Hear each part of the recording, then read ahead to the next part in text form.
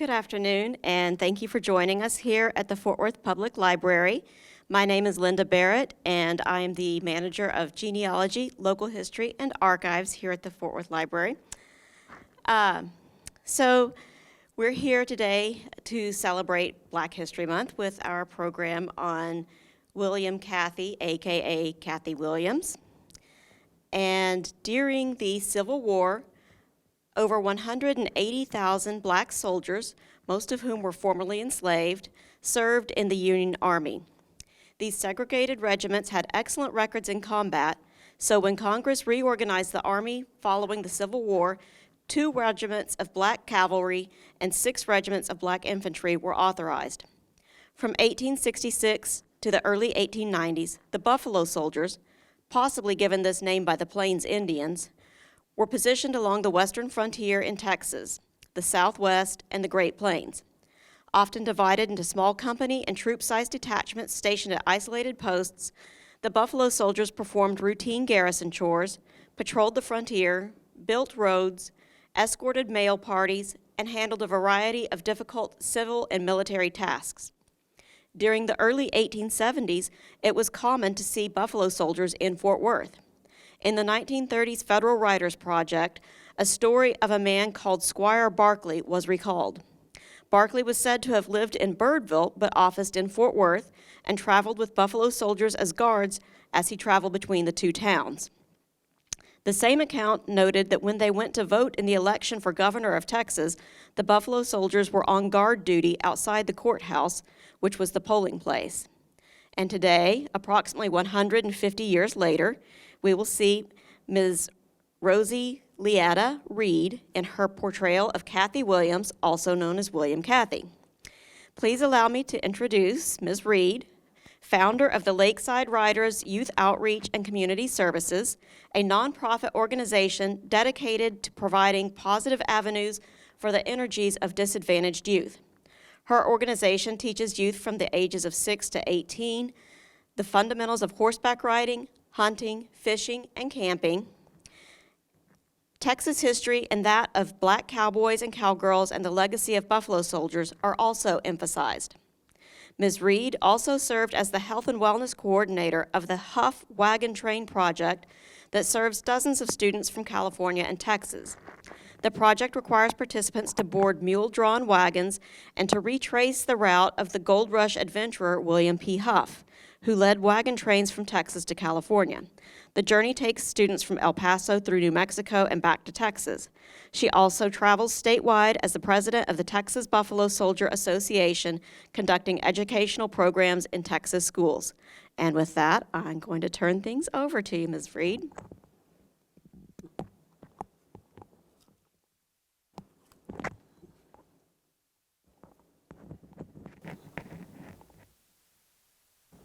Why am I here? I'm here to apply for my disability. What you say? What do you mean women wasn't allowed to be in the Army?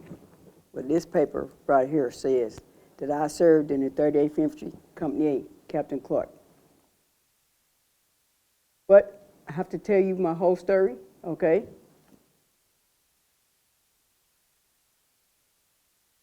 I was born outside of Independence, Missouri.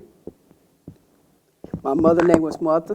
My father was a free man. Because my mother was a slave, that made me be a slave. At the ripe old age of 4, we moved to Jefferson County, Missouri.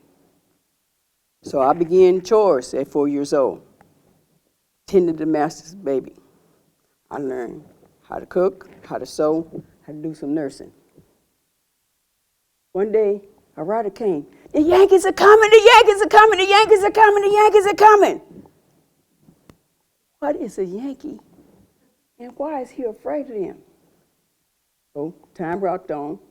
I soon find out because a Colonel Benton from Indiana came. He burned down the plantation and several plantations around there. He took all of us as contraband. Now, what is contraband? You mean I'm like a bale of cotton? And why did he get to take me from my home? This is the only place I ever known. And now I'm separated from my mother. So we leave there. We go down to Little Rock. And we get on this big boat. It got wheels go round and round and round like this, and steam come out. It's a steamboat. I ain't never seen so much water. This is the Mississippi River. God, this is a big river. This is a big boat. I got seasick. Man, I don't like being on this. I'll be on here. So we go down the Mississippi. As we going down the Mississippi, we run into rebel boat. They were trying to smuggle cotton out to Louisiana. So we blew it up. Pow, pow, all this noise and fire and stuff. And I'm thinking, wow, there was people on that boat. I wonder if it's any colored folks on that boat. Whoever it is, I hope they didn't all die. So we continue on down the Mississippi. We finally get to New Orleans. In New Orleans, we get off the boat, then we go into the city. We go to this camp. And at this camp, it's this little short man barking orders, and everybody's afraid of him. I'm like, why is they afraid of this guy? So all the men that was 12 years and up, they went and joined the Union Army. They had to join as volunteers because at this time it's against the law for black men to be soldiers. So all those girls, they took us all as girls that was able. They had this thing in a wagon. It was this metal thing. They took it out and they put it together. And they told all of us to put it together. So I watched everybody.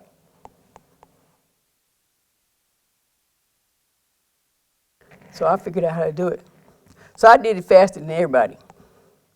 So, well, that little short man picked me as his top cook in Lanyards. That was Philip Sheridan. So we leave there, and we head east. They burned everything 50 miles wide. We burned depots, tore up railroad lines, tore down telegraph lines, and burned all the crops because we're trying to starve the Southerners. As the battles goes on. So as the war rages on, I outgrew my dress. So they gave me these nice breeches to put on. Man, this is the first time I experienced personal freedom, because you know how good it is to wear these breeches and still dress that flag around? You know how hard it is to wash clothes over a fire? A lot of my friends got burned real bad. Their dresses caught on fire and they got bad burns, and some of them died from the burns. So I'm never, ever, ever, never, ever, ever, ever, never, ever gonna wear a dress again. So the boys from Indiana and my cousins who were joined the Army, they taught me how to shoot. Because remember, now I got on pants, and even if I didn't, those Confederates, this was about me. So they'd take pot shots at me just like anybody else. So I learned how to shoot. Pow, pow, pow, pow, pow. So we go on, the Battle of Pea Ridge, pow, pow, pow, pow. It's exciting, I'm having fun, pow, pow, pow. But the Shenandoah Valley, that was a long, bloody battle. Part of my duties after a battle was to go out and pick up the wounded.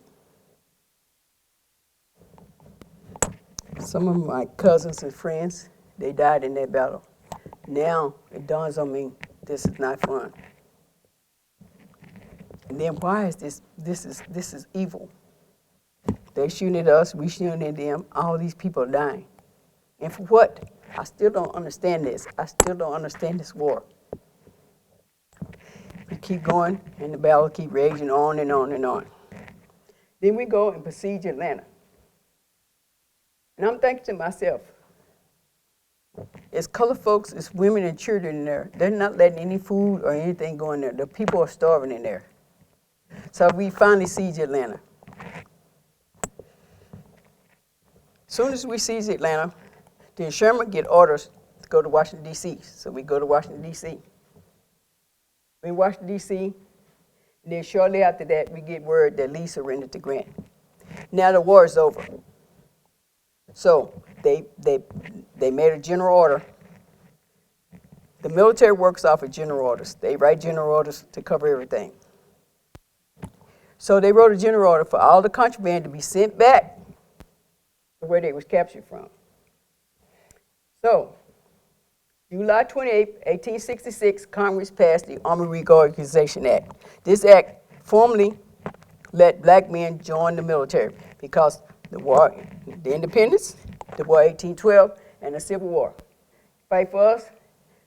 At the end of the war, we set you free. Some of them didn't get set free if they didn't die. Same thing, War 1812. But in the middle of the Civil War, Lincoln freed the slaves. Now you got 187,000 black men that's armed. It's very easy to make a man a slave because, first of all, he don't know nothing but the plantation where he's on. He don't have no guns, no bullets, or anything to defend himself. It's very easy to make me a slave. Now, they battle won. They went through battles. They know how to shoot. They know how to defend themselves. So they did not want the black man southeast of the Mississippi. So recruiting station went out, one in St. Louis and one in New Orleans. So my cousins that still live, they went and joined. They mustered out the U.S. colored troops, and they mustered in to 38th Infantry. So first, I sneaked over to the barracks, and every day I'd go sit by the recruiting office because I have to know what's going on in there. I watch, and you know, if you sit still, people walk by you, they don't pay you any attention. If you don't make no ruckus, you know what they say, hiding in plain sight?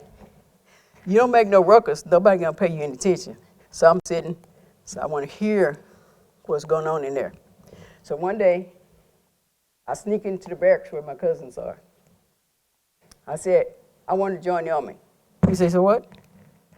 I said, I'm going to join the Army. So we had a fight. So you know us ladies, we get what we want when we want it. So I won that fight. So I convinced him to let me borrow his clothes, but all he let me have was an old slouch hat and an overcoat. So the next morning, I go into the recruiting office. I'll be the first person in line. I'll be the last person in line. I'll be in the middle. So when I walked up there, I said, I wish to join the military, sir.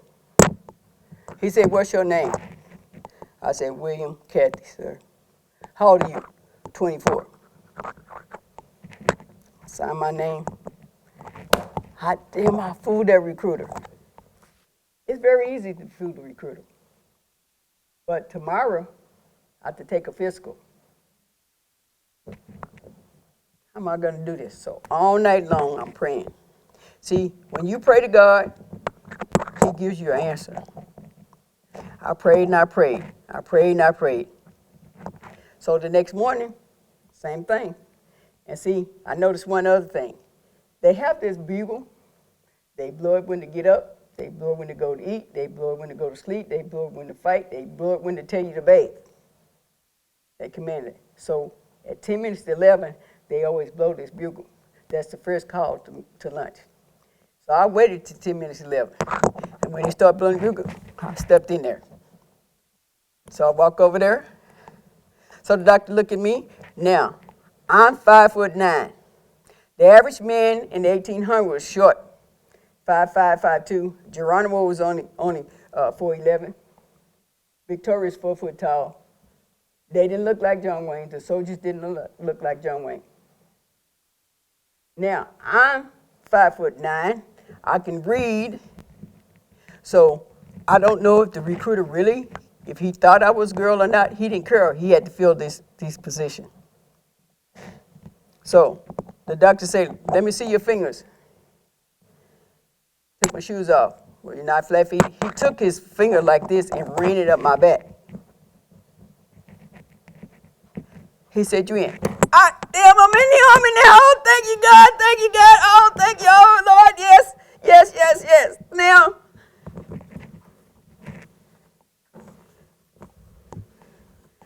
I get to go west. If I serve for 3 years, I get 150 acres of land, free homestead that I don't have to pay for. I don't have to serve 3 years. And I get paid $13 a month. That's more money than the people back east are making in the factories. And I'm really proud of myself now. Well, you know, get full of yourself, okay?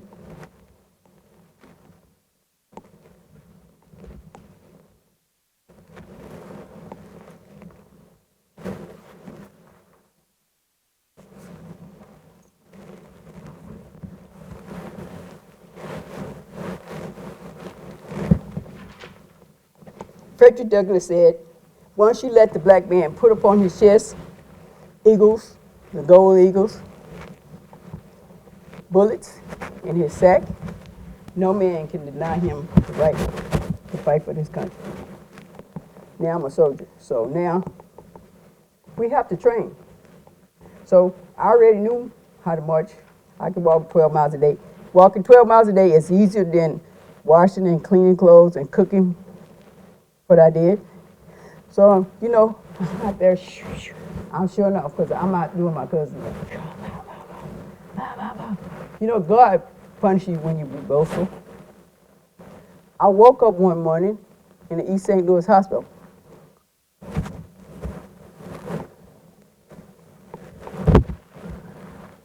And I'm horrified.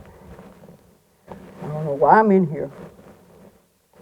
I didn't have an accident, so they don't know I'm a girl. So all day, for 2 days, I played like I was asleep. When I heard them come by, I didn't eat for 2 days.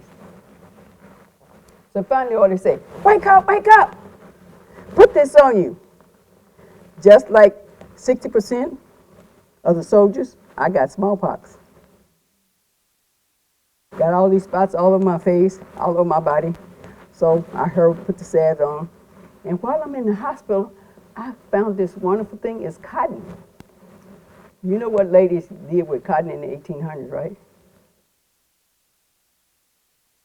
I need this. So I hurry up and put the salve on my face, and I quickly made the sores on my face heal. I still had spots on my body, but they couldn't see that. So I said, I'm all clear, so they gave me the word to go.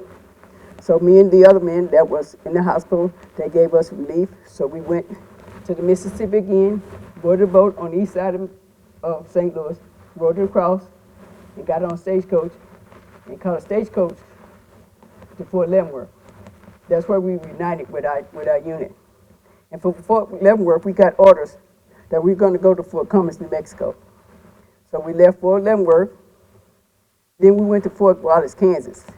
When we got to Fort Wallace, Kansas, the commander at Fort Wallace, Kansas would not let us inside the barracks. He did not want all these black men in there with all those soldiers. Why? Because Chief Romanos of the Northern Cheyenne, he had attacked Fort Robinson to pull Custer out and the 7th Regiment out to go Fort Robinson, because he was going to go attack Fort Wallace and get Libby Custer, because he was mad because Custer killed black cops. But he didn't have nowhere knowing, and God sent to save those people.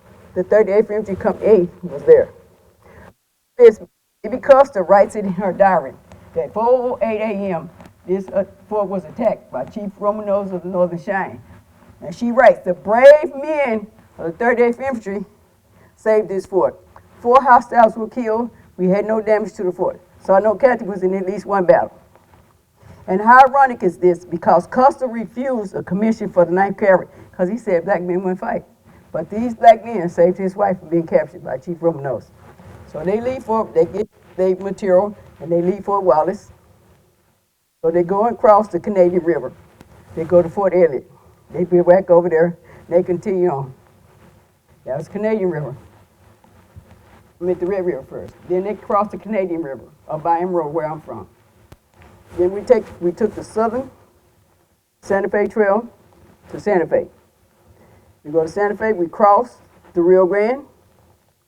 At this time, I done crossed 3 rivers in the dead of winter. And we had a dead camp. That means no fire. So we had to eat cold food because we're in the land of Estacada. That is Quanah domain.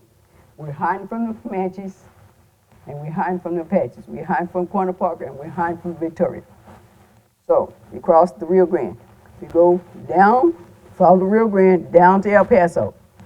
At El Paso, we cross the Rio Grande again. And from El Paso, 150 miles due west from Fort Bliss is Fort Baynard. All these forts on the Southern Trail was to protect the settlers that was going west to California. And they were built there to protect our borders from the Mexicans, ex-Confederates, anybody with a knife or a gun looking to make a quick buck. So at Fort Cummins, I have to settle into duty. I report for duty on time. I don't gamble. I don't drink. I don't mess with them saloon women. So I'm a good soldier. I can't be a hero because I got a terrible secret. I can't be a coward. I got a terrible secret. You know, this secret is very hard to keep because in fort, you have to bathe once a week. So my cousins, they had to protect me. I could not pull this off. You see, when I put this uniform on, you can't really tell if I'm a woman or not if you don't look me straight in my face. All the black soldiers, by the time they got to the fort, all the black soldiers know that I'm a woman. They don't like it because it's a security problem. Because now you got my cousins and those guys. They're protecting me from them. I am a woman in this fort with no men. I'm the only black woman there. So this is a problem. As more and more found out. So in 1868, we get word in April that Captain Clark is going to retire in November. So the elderly men, the married men on the fort came to my cousin. They said, she got to go. You need to go. Okay, so at first I was stubborn because ain't nobody going to make me do something I don't want to. So I decided, okay. So I applied it once again. Just like every 28 days going, I would report for sick duty, complaining of stomach ache. Every 28 days, March the 24th, April 22nd, May the 28th, June, going to Fort Cummins. Every 28 days, I'm on sick report. So, same thing. I said I had a stomach ache. That always worked. But see, when you're in the hospital, you're attended by orderly. The black orderlies took care of the black people. The white orderlies took care of the white people. It was just Al. The black soldiers on this side and the white soldiers on this side. 20 days, 30 days, 40 days. How am I going to get this man? How am I going to get the doctor to examine me? What am I going to do? 50 days, 58 days, 59 days. The white man across from me had a heart attack. Once again, God gives me the answer. He has a heart attack. So, So I know that once you've been on sick duty for 60 days, they put you out. But they let you get your land grant because I'd been there for 22 months. So when I heard the orderly coming, when he put his foot on the top step to come in there,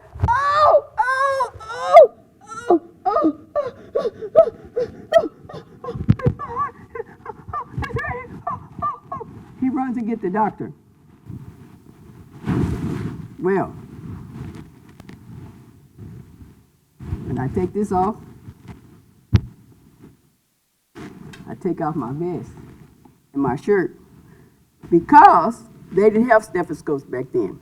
They had this one thing the doctor had to put to his ear and put to your chest to hear your heart. Captain Clark, Captain Clark, Captain Clark. Private Cathay is a woman. Captain Clark, what? Private Cathay is a woman. No, that's my best soldier. I don't care, it's a woman. Captain Clark got to come and see. Now, Captain Clark got a dilemma. This is October. He's going to get out of there. Now, if he court-martials me and my cousins, he got to admit to that little short man, Phil Sheridan. He had one for 24 months. So he said, he sent me to Fort Baynard, and he said, he wrote this order. You give this to the officer of the day. When I get out, I will send back orders for you to have a discharge. So I did. I kept this secret there. It was kind of hard there because I didn't have nobody to help me. So I didn't hardly eat anything. So when I had to use the bathroom, I could do it discreetly. So Captain Clark kept his word. He sent back. He gave me an honorable discharge with a 0.5% disability. Now, as time rocks on, but at the beginning of this program, I said, I'm here to apply for my disability. If I had not kept this document, I would not even be able to apply for disability. Because this proves that I served. Plus, I went and put back on my uniform when I went to the Adjutant General of Pensions. So that was in 1891. So I hired these lawyers in Washington, D.C. to defend me. They wrote on the application, Cathay Williams with S. Cathaywilliams. The Adjutant General of Pensions said, I don't have no soldier that name, but I do have a William Cathay that served in Captain Clark. So the Adjutant General, he was smart. Instead of him just dismissing my case because they wrote that, and we got this controversy 100 years later about what her name was, he said, okay, he let them examine me. So I was in Trinidad, Colorado. This time, I had lost all the toes on my left foot and 4 of the toes on my right foot. I couldn't hardly hear. So the doctor examined me. I have the documents in there. They only had a deal of a man's body. So he put an X on the penis. He blacked all the toes on the appropriate feet. And where it was him, he put her and put she.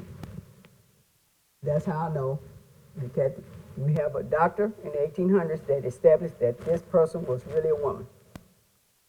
Now, so you get the result. The doctor wrote that I should get 3 quarts of disability, like Captain Clark said, because I had frostbite. Because 90% of the soldiers had frostbite of some kind back then. So he wrote that. Do you think the Adjutant General gave me the pension? No. You know why? When I signed this first document, I signed William Cathay. I signed I was 24 years old, and down here it says, you swear that all the above is the truth. But that was a lie. So that's why he rejected it.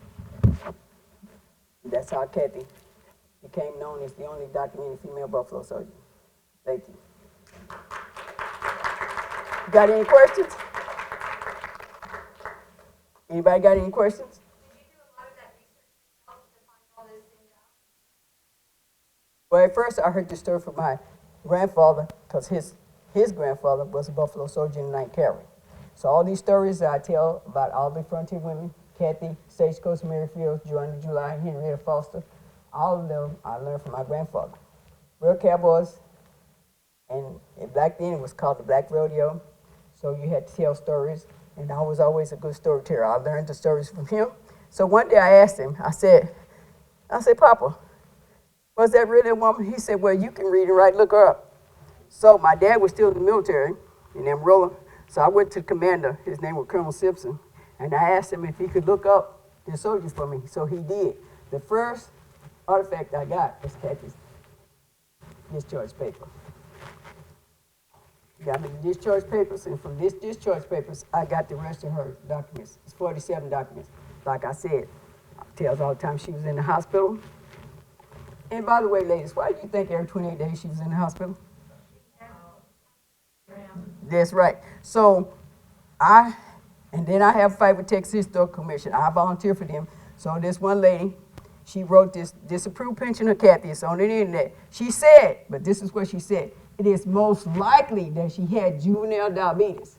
She didn't say she had it. She said most likely.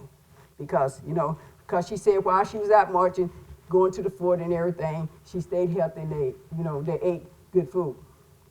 She said most likely, because we had a big fight about this. And I said, did you not think this is a 16-year-old girl, and you don't think that every 20, you see these are 28 days. Exactly. But she never will. She have not put a color to that. Yes, And remember I told you when she was in the hospital, she got cotton because, ladies used to make their sanitary neck out of cotton.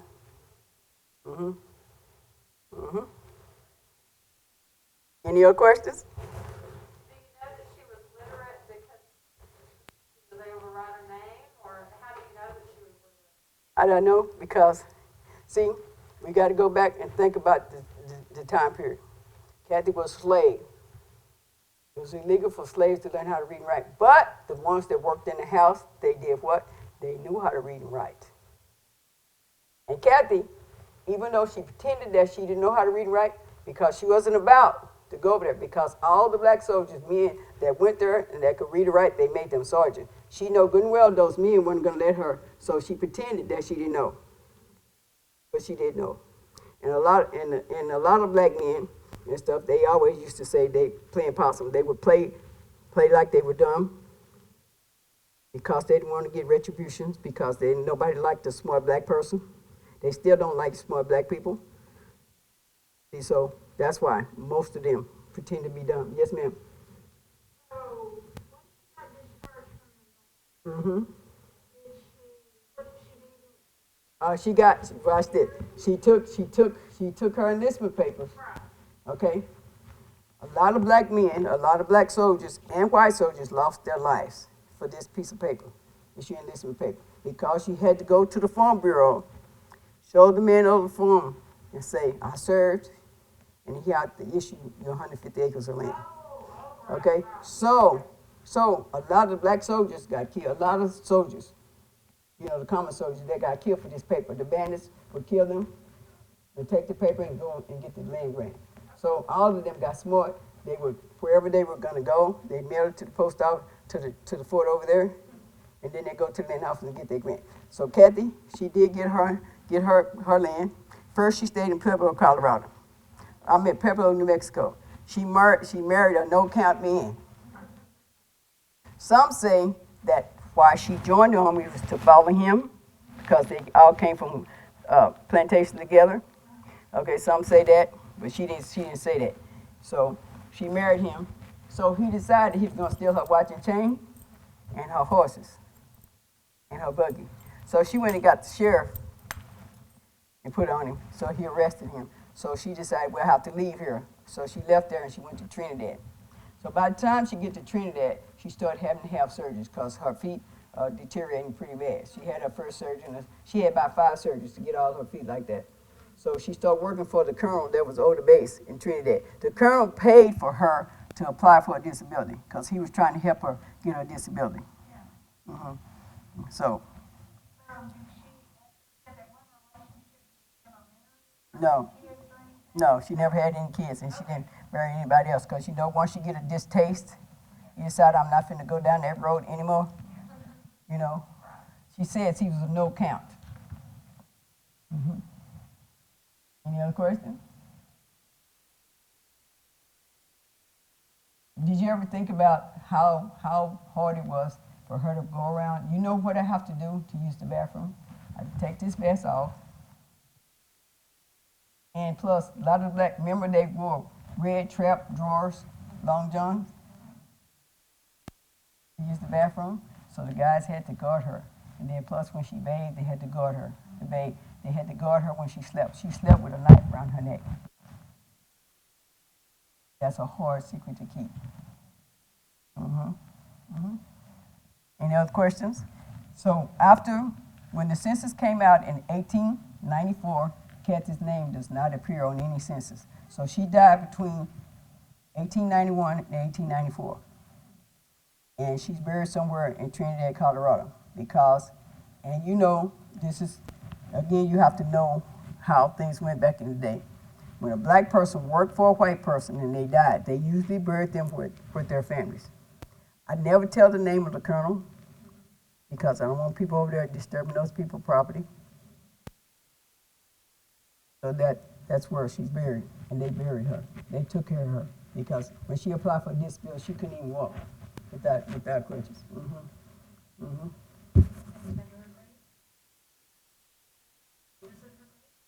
Maybe.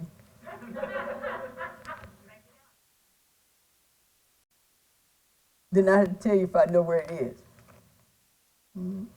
Yeah, because I talk about Stagecoach Mary Field. She was the first black woman to drive a stagecoach, and she was the first black woman to work for the United States Post Office. They have defaced her grave. They dug it up. Her headstone, the historical markers, they tear it up. You know, redo it over and over. So that's why I decided that I would never disclose where Cathy is. And Henrietta Foster, she lived down in Victoria, Texas. She went on cattle drive from Victoria to Dodge City, Kansas. And while she was gone, this man decided he was going to go squat on her land. And when he came back, he tried to talk crazy to her, so she took a gun and shot him and beat him in the head and took him to the sheriff.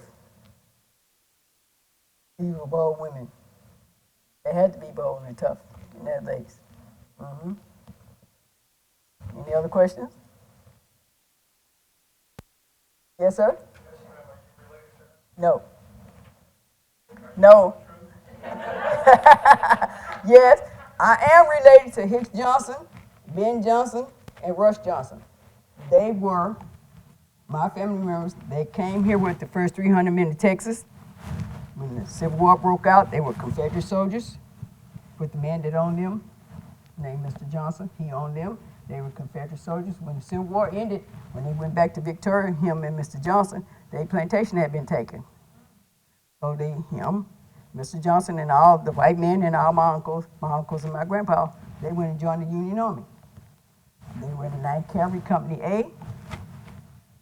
That is the most famous, infamous infantry unit here. The 9th came to Texas, and the 10th went to Kansas. Most of the stuff that's written about the Buffalo Soldiers is because in Kansas, because Hatch was over them, and he knew it was going to be important. So he had Remington, remember the famous painter and photographer. All those original pictures of the Buffalo Soldiers were taken by Remington. He had over lots of pictures of the 10th, and some of the 9th, and some of the other ones. And it's very hard to find pictures of 38th Infantry. And it's funny, you find every company but Company 8. Because if you ever find an original picture of 38th Infantry Company 8, Cathy has to be in there, and she has to be the tallest person in there. See, but nobody can find that picture. I've been on a 41-year hunt for that picture. I found pictures of Company C, Company D, Company E, everything for Company 8. The first black man to receive the Medal of Honor was Emmanuel Stance. He was in Company K. He was stationed at Fort McCavity, Texas. It's the Battle of Kickapoo Springs. Kickapoo Springs is southeast of Brownwood, Texas. It's between Brownwood and Fort McCavity. One of the ranchers over there, the Comanches had came and raided his farm, took his cattle, and took his kids. And so they stopped at Kickapoo Springs to get water, because Native Americans know where all the water is here in the land of Estacada. See, all these lakes that's here, the Corps engineer made, all these state parks, there were no lakes, that was made by the Corps engineers. But we had the land of natural waters, and all these forts were built on them. So the Indians was over there camped out, so he went and attacked them, and he got the man's cattle and the kids back. And he was the first black man to receive Congressional Medal of Honor during the Indian Wars. You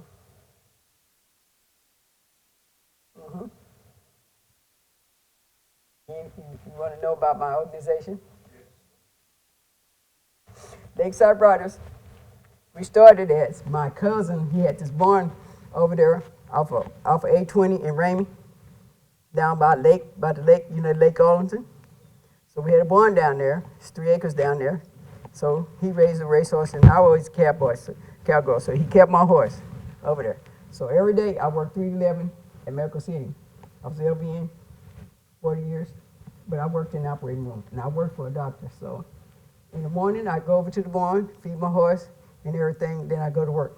So one day, school had started, so I got this boy, his name was Brian, in there, It was like 4 or 5 days after school started. So how come you ain't in school? Well, I got kicked out of school. I said, for how long? For the whole year? I said, I ain't never heard such a thing. So I called his mom. She said, well, that's what they told me. And she said, ain't nothing I can do. I said, oh, yes, it is.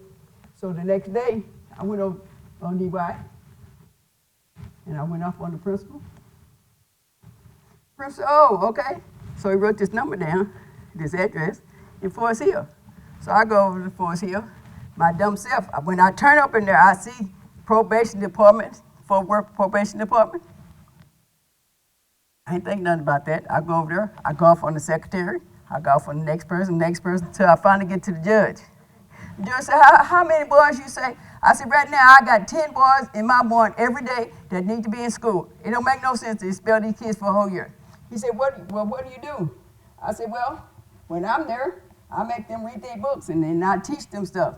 You know, we teach them how to ride and perform in the rodeo. He said, uh-huh. He said, and what else? I said, well, I'm getting tired of, and plus I'm complaining because I'm getting tired of feeding them. Oh, he said, mm-hmm. He said, how many? I said, sometimes it's 10, 50. He said, how many? I said, sometimes it's a whole bunch on the weekend, up to 100. He said, mm-hmm. So take this paper and give it to that lady. I said, what's this for? He said, your community service. I said, what are you talking about? He said, well, you know you've been performing community service. I said, no. He said, I'll let these boys back in school, but you got to make sure that they go to school and stay out of trouble. And then he gave me all these forms. They had to sign in, sign out, and stuff. So between 1980 and 2001, when my cousin died, we had helped over 2,000 kids. That's why I received the Jacqueline Kennedy Onassis Award for community service. I was the first black person to receive that. Mm-hmm. And so I partnered with Texas Park. I volunteered for Texas Parks and Wildlife and Texas Historical Commission.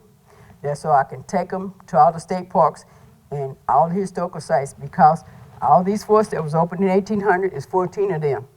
Buffalo soldiers served on them, and they built Fort Richardson and all them. So I take the kids over there, and so they get to walk on hallowed ground. They get to go and visit the graves of the men that served and died there. And then when I take them to the state parks, I teach them how to camp, how to hunt, and how to fish. A lot of the kids, and see, black people, we don't like to be outdoors. First I have to make them camp out at the barn in a tent. And then I gradually take them to a state park and stuff so they won't get scared. So then I can't get rid of them. Where we going? Where we going? And see, that's what Lakeside does. Mm-hmm. Too bad the pandemic almost done shut us down. Mm-hmm. Anything else? Thank you. Thank you. Thank you for coming. Mm-hmm. Thank you for coming.